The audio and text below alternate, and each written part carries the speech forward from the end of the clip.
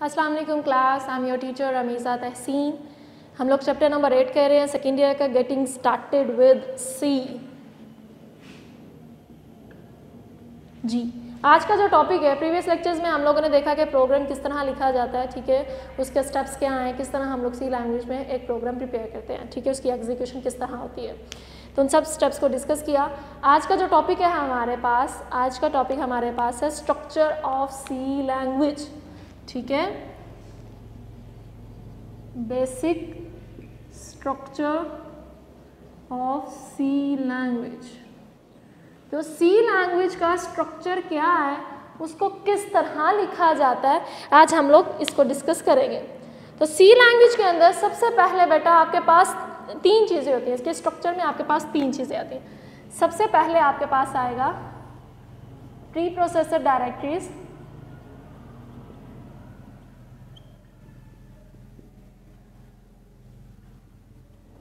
Pre processor directories के बाद आपके पास सेकंड चीज़ आती है मेन फंक्शन,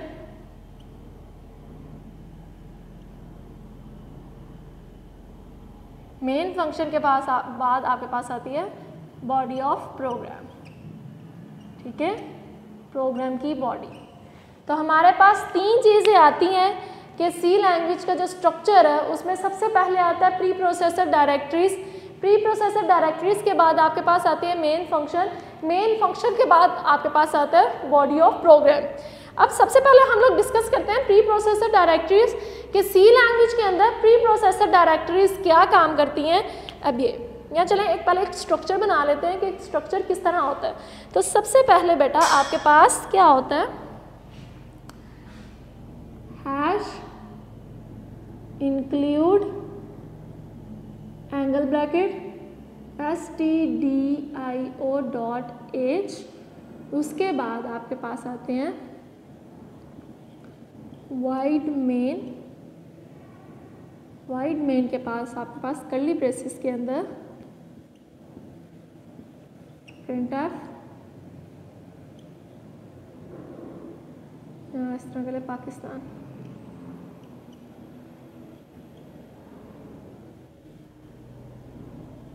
ये आपके पास एक बेसिक सा स्ट्रक्चर है कि सी लैंग्वेज के अंदर कोड किस तरह किया जाता है। तो इसमें जो फर्स्ट लाइन आपके पास होती है क्लास, इस फर्स्ट लाइन को कहा जाता है प्री प्रोसेसर डायरेक्टरीज। उसके बाद जो आपके पास सेकंड में आ रहा है वाइड मेन, इसको कहा जाता है मेन फंक्शन, ठीक है। और ये जो कर्ली ब्रेसेस के अंदर आपके पास सारा पार्ट आ रहा है, इन कर्ली ब्रेसेस को क्या कहा जाता है, बॉडी ऑफ अ प्रोग्राम। तो ये हमारे पास स्ट्रक्चर है कि सी लैंग्वेज का स्ट्रक्चर किस तरह होता है। उसमें सबसे पहले आपके पास hash include angle bracket stdio.h angle bracket close, ये आपकी क्या कहलाती है, ये आपकी प्री प्रोसेसर डायरेक्टरी कहलाती है। प्री प्रोसेसर डायरेक्टरी के बाद आपका जो वाइड मेन और ये आपके पास पैरेंथेसिस आ रही है, opening bracket and closing bracket, इसको क्या कहते हैं, इसको कहते हैं मेन फंक्शन। उसके बाद थर्ड पे जो कर्ली ब्रेसेस के अंदर जितना भी स्टेटमेंट होगी, जितनी भी स्टेटमेंट होगी, इनको क्या कहा जाएगा, इनको कहा जाएगा बॉडी ऑफ अ प्रोग्राम। ये आपके पास प्रोग्राम की बॉडी होगी, ठीक है। तो ये हमारे पास बेसिक स्ट्रक्चर था। अब इसमें हम लोग देखते हैं कि जो आपकी प्री प्रोसेसर डायरेक्टरीज होती हैं ये क्या करती हैं। प्री प्रोसेसर डायरेक्टरीज में हमारे पास क्या होती हैं, इंस्ट्रक्शंस होती हैं।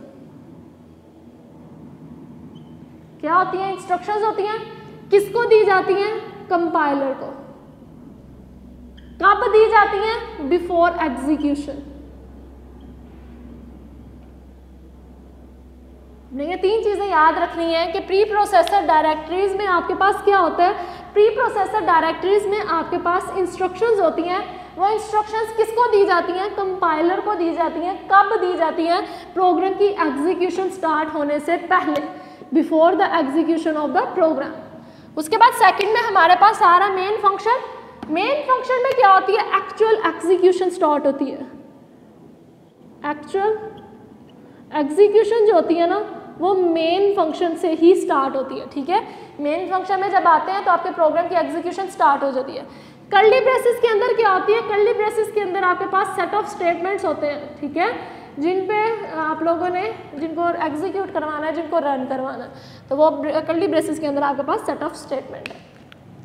तो ये 3 चीज़ें हैं जो हम लोग अपने प्रोग्राम में लिखते हैं, मस्ट लिखते हैं। ये हमारे प्रोग्राम सी लैंग्वेज का स्ट्रक्चर है, जिसमें सबसे पहले आपके पास प्री प्रोसेसर डायरेक्टरीज होती हैं। प्री प्रोसेसर डायरेक्टरीज में आपके पास सेट ऑफ इंस्ट्रक्शंस होते हैं that are given to the compiler before the execution of a program. ये हमने इंस्ट्रक्शन दे दी, उसके बाद हमारे पास आ जाता है मेन फंक्शन। मेन फंक्शन में हमारे पास क्या होता है, एक्चुअल एग्जीक्यूशन स्टार्ट हो जाती है प्रोग्राम की। जब एक्चुअल एग्जीक्यूशन स्टार्ट होती है वो कहाँ से स्टार्ट होती है, मेन फंक्शन। उसके बाद थर्ड में हमारे पास आ जाता है body of the program. Body of program में हमारे पास क्या होता है, हम लोगों के पास सेट ऑफ स्टेटमेंट्स होती हैं जो सी लैंग्वेज के अंदर या सी प्रोग्राम में जिन्होंने एग्जीक्यूट होना होता है। ठीक है, तो ये हमारे पास स्ट्रक्चर था सी लैंग्वेज का बेसिक सा। अब हम हर एक यानी कि पार्ट को ब्रीफली एक्सप्लेन करते हैं कि प्री प्रोसेसर डायरेक्टरी में होता क्या। ठीक है, ये इनकी क्या क्या वर्किंग है। तो अब इसको देखते हैं।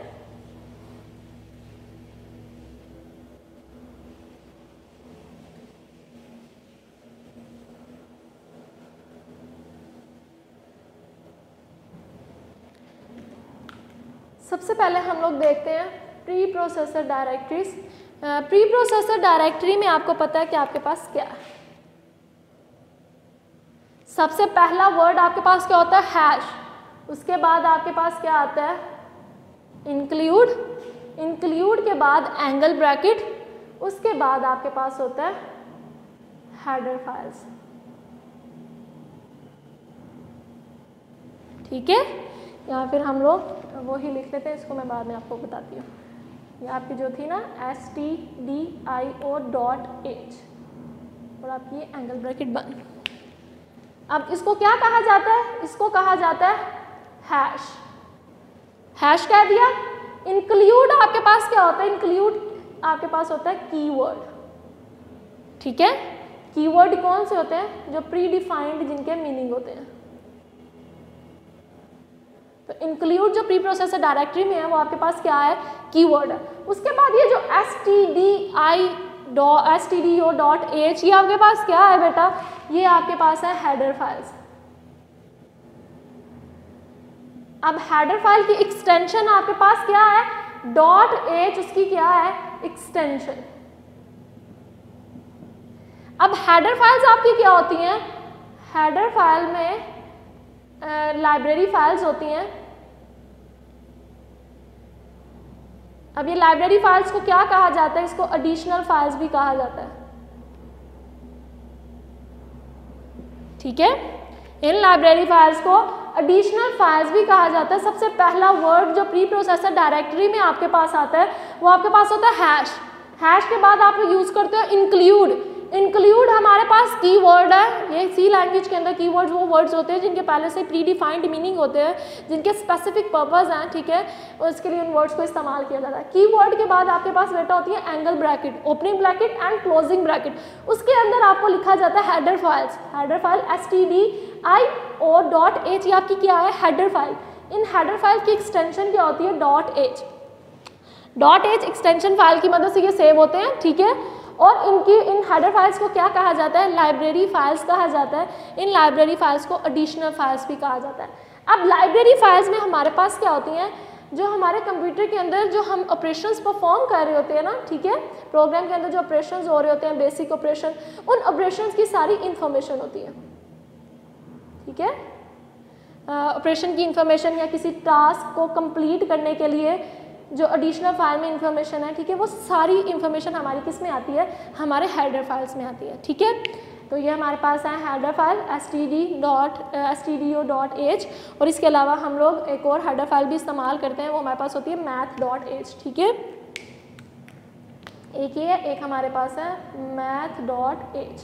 अब stdio.h इसको क्यों इस्तेमाल किया जाता है, इसका यूज़ क्या कहाँ है, इसको क्यों इस्तेमाल किया जाता है।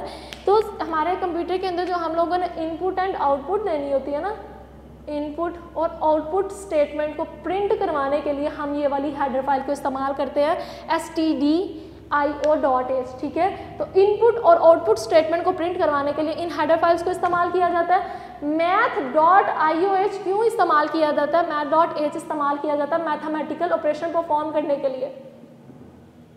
जब हमने मैथमेटिकल प्रोग्राम के अंदर ऑपरेशन इस्तेमाल करने हो तो हम लोग math.h की फाइल इस्तेमाल करते हैं, लाइब्रेरी फाइल्स, तो हम लोग इन ऑपरेशंस को परफॉर्म कर लेते हैं, ठीक है। इनके अंदर मैथमेटिकल सारे प्रॉब्लम सॉल्व हुई होती हैं, हमें सेपरेटली प्रोग्राम के अंदर कोड नहीं करना पड़ता, हम लोग सिर्फ जो लॉजिक होता है उसको लगाना होता है, तो हमारा जो प्रोग्राम है वो एग्जीक्यूट हो जाता है। तो ये तो हमारे पास था प्री प्रोसेसर डायरेक्टरीज। अब प्री प्रोसेसर डायरेक्टरीज की हमारे पास दो टाइप्स हैं। अब उन टाइप्स को डिस्कस करते हैं, कौन कौन सी हमारे पास टाइप हैं।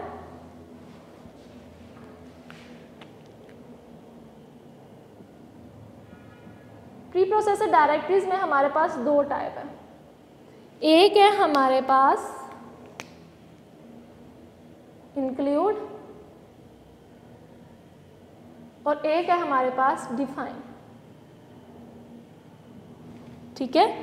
जैसे हमने ऊपर वाली टाइप में क्या इस्तेमाल किया हुआ है, इंक्लूड, ये एक टाइप है, और सेकंड में हम लोग क्या करेंगे, डिफाइन भी इस्तेमाल करेंगे, ठीक है। पहले इंक्लूड को डिस्कस करते हैं, इसको रेस कर लेते हैं,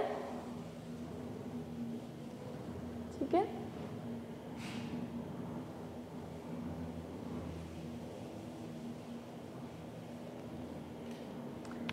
अब हम लोग कितनी हमारे पास टाइप्स हैं, हमारे पास प्री प्रोसेसर डायरेक्टरीज की फर्दर टू टाइप्स हैं, ठीक है। एक है हमारे पास इंक्लूड और एक है हमारे पास डिफाइन। तो पहले इंक्लूड वाले को डिस्कस करते हैं। इंक्लूड में क्या होता है, इंक्लूड में आपने हैश के बाद इंक्लूड कीवर्ड इस्तेमाल करना होता है और उसके साथ एंगल ब्रैकेट में हमारे पास क्या होती हैं, हेडर फाइल्स होती हैं, ठीक है। तो इंक्लूड कीवर्ड के साथ हमारे पास आ जाती है हेडर फाइल्स आ जाती हैं। अब हेडर फाइल में stdio.h कर लें या हैश इंक्लूड maths.h कर लें, ठीक है, और conio.h, जितनी भी आप हेडर फाइल्स ना इसमें इस्तेमाल करना चाहते हैं वो इंक्लूड लाइब्रेरी के साथ आप लोग उसको इस्तेमाल करते हैं, इंक्लूड कीवर्ड के साथ। तो ये आपके पास जो प्री प्रोसेसर डायरेक्टरी की एक टाइप है वो है इंक्लूड, ठीक है। ये क्या करती है, इंक्लूड क्या करती है, कंपाइलर को बताती है, इसमें सेट ऑफ इंस्ट्रक्शंस होते हैं ना, ये कंपाइलर को बताती है stdio.h, ठीक है, या math.h या conio.h के फाइल्स को इसके साथ ऐड करना है, इसके साथ अटैच करना है एडिशनल फाइल्स को, फिर ये वर्किंग करेंगे। जैसे stdio.h क्या करेगी, ये हमारे पास जो इनपुट एंड आउटपुट स्टेटमेंट है उनके लिए काम करेगी, ठीक है। मैथ्स के लिए, मैथ को हम मैथमेटिकल ऑपरेशन के लिए मैथ्स लाइब्रेरी इस्तेमाल करते हैं। तो आपने प्री प्रोसेसर डायरेक्टरी में जब लाइब्रेरी फाइल्स को असेस करना हो ना, एडिशनल फाइल्स को असेस करना हो, तो तब हम लोग कौन सी प्री प्रोसेसर डायरेक्टरी इस्तेमाल करते हैं, तब हम लोग इंक्लूड प्री प्रोसेसर डायरेक्टरी को इस्तेमाल करते हैं, ठीक है। उसके बाद सेकेंड टाइप हमारे पास आ रही है डिफाइन।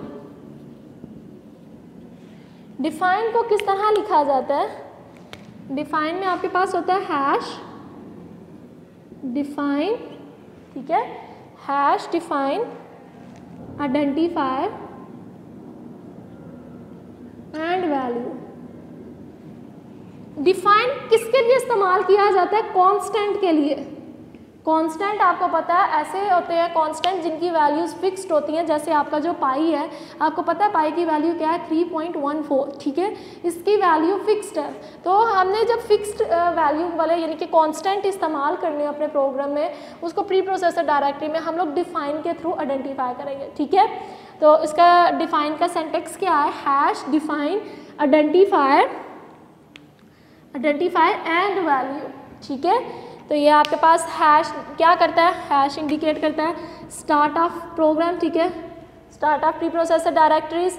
उसके बाद डिफाइन आपको किस लिए इस्तेमाल किया जाता है, कांस्टेंट के लिए डिफाइन को इस्तेमाल किया जाता है। आइडेंटिफायर क्या होता है, कांस्टेंट का नेम होता है, और वैल्यू में क्या होता है, कोई भी वैल्यू। लाइक मैंने पाई को ना आइडेंटिफाई करना है तो मैं किस तरह लिखूंगी, हैश डिफाइन पाई और उसकी वैल्यू क्या है 3.14। मैं इस तरह अपने प्रोग्राम प्री प्रोसेसर डायरेक्टरी में इसको लिखूंगी, ठीक है। तो ये आपके पास आ गया डिफाइन प्री प्रोसेसर डायरेक्टरी के डिफाइन को हम लोग किस तरह लिखते हैं। तो डिफाइन हमने तब इस्तेमाल करनी है जब आप अपने प्रोग्राम में कांस्टेंट वैल्यूज़ को इस्तेमाल करेंगे, कांस्टेंट को इस्तेमाल करेंगे जिनकी वैल्यूज़ फिक्स्ड होंगी, ठीक है। तो देन हम लोग डिफाइन प्री प्रोसेसर डायरेक्टरी को इस्तेमाल करेंगे। तो ये तो हमारे पास था प्री प्रोसेसर डायरेक्टरी का कॉन्सेप्ट कि प्री प्रोसेसर में हम लोग क्या करते हैं, ठीक है। उसके बाद हम लोग नेक्स्ट वाला देखते हैं।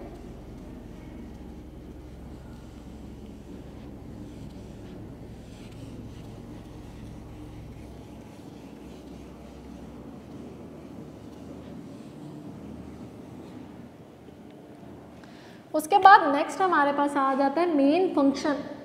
अब मेन फंक्शन में क्या होता है, प्रोग्राम की जो एक्चुअल एग्जीक्यूशन होती है वो स्टार्ट होती है।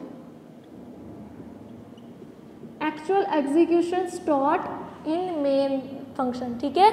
अब मेन फंक्शन का हमारे पास सिंटैक्स क्या है, उसको किस तरह लिखा जाता है, अब ये देखते हैं। मेन फंक्शन में सबसे पहले आपके पास होती है रिटर्न टाइप। रिटर्न टाइप के बाद आप लिखते हैं फंक्शन नेम। फंक्शन नेम के बाद आपके पास होती है पैरेंथेसिस, उसके अंदर आपके क्या होते हैं, पैरामीटर्स होते हैं, ठीक है। तो ये फंक्शन को लिखने का सिंटैक्स है। रिटर्न टाइप क्या होती है, उसकी डाटा टाइप, ठीक है। फंक्शन नेम कोई भी आप उसका नेम रख सकते हो, ठीक है, name of the function. Parameters में क्या होती हैं, वैल्यूज होती हैं, क्लियर है। तो हम लोग फंक्शन को इस तरह लिखना है। तो हमारा सिंटैक्स हमें पता है कि रिटर्न टाइप, फंक्शन नेम और पैरामीटर, ठीक है। तो हम लोग प्रोग्राम के अंदर किस तरह लिखते हैं इसको, हमारा होता है wide main and empty braces, ठीक है। तो ये हमारी क्या है, रिटर्न टाइप, मेन फंक्शन का नेम और पैरामीटर्स में मैंने कोई वैल्यू एंटर नहीं की। तो ये wide main and parenthesis brackets, इससे क्या होता है, हम लोग फंक्शन की एक्चुअल एग्जीक्यूशन स्टार्ट होती है, यहाँ से फंक्शन का जो काम है वो स्टार्ट हो जाता है, ठीक है। तो ये हमारे पास उसका सिंटैक्स था कि मेन फंक्शन को किस तरह लिखा जाता है और क्यों लिखा जाता है। और उसके बाद हमारे पास आ जाता है next phase, body of the programme.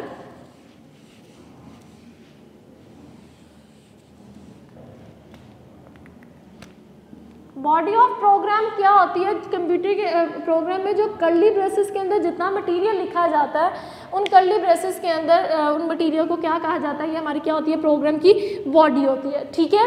ये हमारे पास ओपनिंग ब्रेसेस होती है, ये हमारे पास क्लोजिंग ब्रेसिंग होती है। इसके अंदर जितनी मर्जी सेट ऑफ इंस्ट्रक्शंस आप लोग लिख लो, जितनी मर्जी स्टेटमेंट लिख लो, तो ये किस में आएगी, ये प्रोग्राम की बॉडी के अंदर आएगी। तो ये हमारा आज का कॉन्सेप्ट था जिसमें हम लोगों ने देखा स्ट्रक्चर ऑफ सी लैंग्वेज, कि सी लैंग्वेज का स्ट्रक्चर कैसा होता है, ठीक है। हमारा जो कोड हम लोग लिखते हैं वो क्या क्या होता है उसमें। तो सबसे पहले उसमें हमारे पास प्री प्रोसेसर डायरेक्टरीज होती हैं। प्री प्रोसेसर डायरेक्टरी के बाद हमारा मेन फंक्शन होता है। मेन फंक्शन के बाद हमारे पास जो प्रोग्राम की बॉडी होती है, ठीक है। तो आज के लेक्चर में इतना ही था, जिसमें हम लोगों ने प्रोग्राम का सिंटैक्स देखा, ठीक है, उसका स्ट्रक्चर देखा कि सी लैंग्वेज का बेसिक स्ट्रक्चर क्या है, ठीक है, और ये जो इसके स्टेप्स हैं उनके क्या क्या मीनिंग एंड टर्म्स है। आज का लेक्चर इतना ही था। अल्लाह हाफिज क्लास। वीडियो पसंद आई तो लाइक करें, अपनी राय कमेंट करें। ऐसे ही मजीद वीडियोस के लिए हमारा चैनल सब्सक्राइब करें और बेल का आइकन दबाएं ताकि आपको हर वीडियो का नोटिफिकेशन मिलता रहे।